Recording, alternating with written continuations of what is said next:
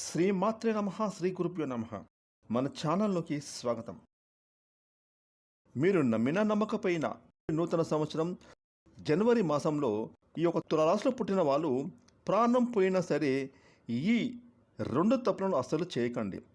ఇక మీరు సంపాదించంతా పోయి రోడ్డు మీదకి వచ్చేస్తారు. ఇక ఈ భూమండలంలో ఎక్కడ ఉన్నా సరే ఈ యొక్క తులారాశి వారు ఈ వీడియోని ఎక్కడ కూడా స్కిప్ చేయకుండా చివరి వరకు చూడండి. ఎందుకంటే నూతన సంవత్సరం 2026 జనవరి మాసంలో మీరు చేయకూడని ఆ రెండు తప్పులు ఏమిటి, ఒకవేళ మీరు చేస్తే మీకు ఎలాంటి ప్రమాదం జరగబోతుంది అనేటటువంటి పూర్తి విషయాలను ఇప్పుడు మనం ఈరోజు ఈ వీడియో వివరంగా తెలుసుకుందాం. ఇక వివరాలకు వెళ్తే కనుక చిత్తా నక్షత్రం 3, 4 పాదాలు, స్వాతి నక్షత్రం 1, 2, 3, 4 పాదాలు, విశాఖ నక్షత్రం 1, 2, 3 పాదాలు, మొత్తం 9 నక్షత్ర పాదాలు జన్మించిన వారు తులారాశి చెందుతారు. ఈ రాశికి అధిపతి శుక్రుడు. ఇక జ్యోతిష శాస్త్ర ప్రకారం ఈ యొక్క తులారాశి వారు చాలా ఆర్థిక క్రమశిక్షణ కలిగి ఉంటారు. ఈ రాశి వారు ఎప్పుడు కూడా ఒకరి వద్ద ఏదైనా ఉంటే దాన్ని లాక్కోవాలని, వారి సంపాదనను దోచుకోవాలని, వారికి మాయమాటలు చెప్పి వారిని మోసం చేయాలని ఈ రాశి వారు ఎప్పుడు కూడా వీరి మనసులో ఆలోచించారు. ఎప్పుడు కూడా ఈ రాశి వారు తమ పని చేసుకుంటూ ఎదుటివారికి కూడా తాము ఏ విధంగా పనులు చేస్తున్నామో ఆ విధంగా పనులు చేసుకోమని, తమ కాళ్ళపైన తాము నిలబడి తమ జీవితాన్ని తమ కుటుంబాన్ని చక్కగా చూసుకోవాలని ఈ రాశి వారు ఎప్పుడు కూడా 10 మందికి సలహాలు సూచనలు ఇస్తూ ఉంటారు. ముఖ్యంగా ఈ తులారాశి వారు చూస్తే కనుక ఎవరైతే వీరి వద్దకు సహాయం కోరి వస్తారో వారికి సహాయం చేయడంలో అందరికన్నా ముందు వరుసలో ఉంటారు. ముఖ్యంగా ఈ తులారాశి వారు ప్రజలకు సంబంధించిన విద్య, వృత్తి, ఉద్యమం, వ్యాపారం, వ్యాపకాలలో ఎంతో బాగా రాణిస్తారు. ఇక అయితే ఇలాంటి యాటిట్యూడ్, మంచి మనస్తత్వం, వ్యక్తిత్వం ఉన్నటువంటి తులారాశి జాతకులు వీరి జీవితంలో రాబోయేటువంటి నూతన సంవత్సరం జనవరి 2026 సంవత్సరం జనవరి మాసంలో ఈ రెండు తప్పులను అస్సలు చేయకూడదు. ఒకవేళ మీరు కనుక ఈ రెండు తప్పులను మీరు చేస్తే కనుక మీరు ఇప్పటి వరకు కష్టపడి సంపాదించుకున్నంత పోయి రోడ్డు మీదకు వచ్చేటటువంటి పరిస్థితి అయితే మీకు రాబోతూ ఉందని చెప్పడంలో ఎటువంటి సందేహం లేదు. ఇక తులారాశి వారు ఎలా అయితే ఆర్థికపరమైన క్రమశిక్షణ కలిగి ఉంటారో అలాగే జీవితంలో కూడా వీరు ఈ రెండు తప్పులను ఎట్టి పరిస్థితుల్లోనూ చేయకూడదు. ప్రాణం పోయినా సరే ఈ తులారాశి వారు ఈ రెండు తప్పులను అసలు చేయకండి. మరి ఆ తప్పులు ఏమిటో, ఇక వారు చేయకూడని ఆ రెండు తప్పులు ఏమిటో ఇప్పుడు తెలుసుకుందాం. ముఖ్యంగా ఈ తులారాశి వారు ఈ రాబోయేటువంటి జనవరి 2026లో మీ తండ్రి గారితో ఎప్పుడు కూడా ఘర్షణ పడవద్దు. అలా ఘర్షణ పడితే మీ యొక్క ఆయుష్ తగ్గిపోతుంది. మీకు వీలైతే మీ తండ్రి గారికి దగ్గరికి వెళ్ళి మీ తండ్రి గారి ఆశీర్వాదం తీసుకోండి. అదేవిధంగా మీరు ఎప్పుడు కూడా పెద్దలను గౌరవించాలి. ఇక మీ కుటుంబంలోని పెద్దవారు వారిని ఎప్పుడు కూడా మీరు అభిమానిస్తూ గౌరవిస్తూ ఉండాలి.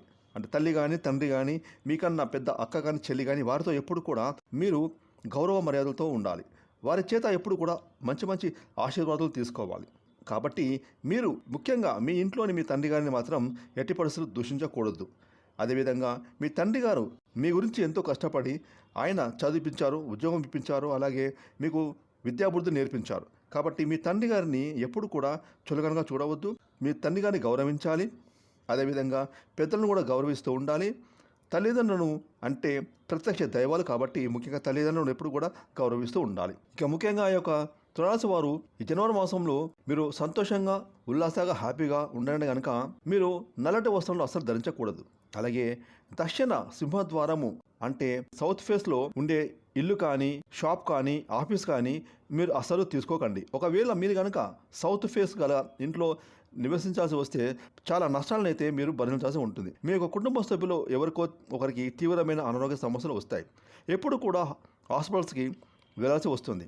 చిన్న సమస్యను గోడుతో పోయేదానిని గోరంత చేసుకునే పరిస్థితి కూడా రాబోతుంది. కాబట్టి ఈ తులారాశి వారు ఎప్పుడు కూడా దక్షిణ దిశ అంటే సౌత్ ఫేస్గా ఉన్నటువంటి సింహద్వారాన్ని నివసించడానికి మీరు అస్సలు మొగ్గు చూపవద్దు. మీకు దక్షిణ దిశగా తలపెట్టి పడుకోవడం కూడా మీకు నష్టాన్ని కలగజేస్తుంది. అంటే రాత్రి మీరు పడుకునేటప్పుడు మీరు దక్షిణ దేశం అంటే సౌత్ ఫేస్కు తలపెట్టి పడుకోవడం వల్ల మీకు అధికమైన నష్టాలను కలగజేస్తాయి.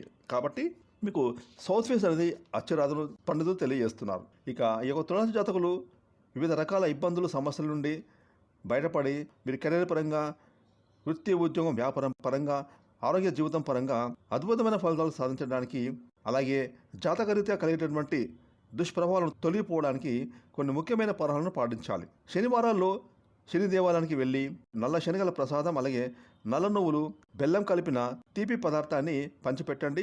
ముఖ్యంగా మీరు ఎట్టి పరిస్థితుల్లో కొత్త పనులను ఆదివారం సోమవారంలో అస్సలు మొదలు పెట్టకండి. బుధవారం శుక్రవారం అలాగే శనివారం మీకు కలిసి వచ్చే రోజులు. అలాగే అదృష్ట సంఖ్యలు వచ్చి మీకు 1, 2, 4. మీరు ప్రతిరోజు లేదా శుక్రవారం లేదా అమావాస్య తిథుల్లో తప్పకుండా శ్రీ సూక్తం పఠించండి.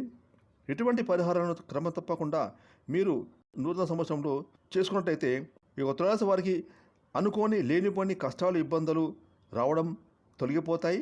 అలాగే మీకు అన్ని విధాలుగా కలిసి వస్తుంది. ఫ్రెండ్స్, ఈ వీడియోని లైక్ చేయండి, షేర్ చేయండి. అలాగే ఇప్పటివరకు మీరు కనుక మన ఛానల్ సబ్స్క్రైబ్ చేసుకోకపోతే ఇప్పుడే సబ్స్క్రైబ్ చేసుకొని ప్రక్కన వచ్చిన ఆన్లైన్ బెల్ ఐకాన్ యాక్టివేట్ చేసుకుంటే మేము చేసే మరిన్ని ఇలాంటి లేటెస్ట్ వీడియోలు ముందుగానే మీకు నోటిఫికేషన్ వస్తాయి. Thanks for watching.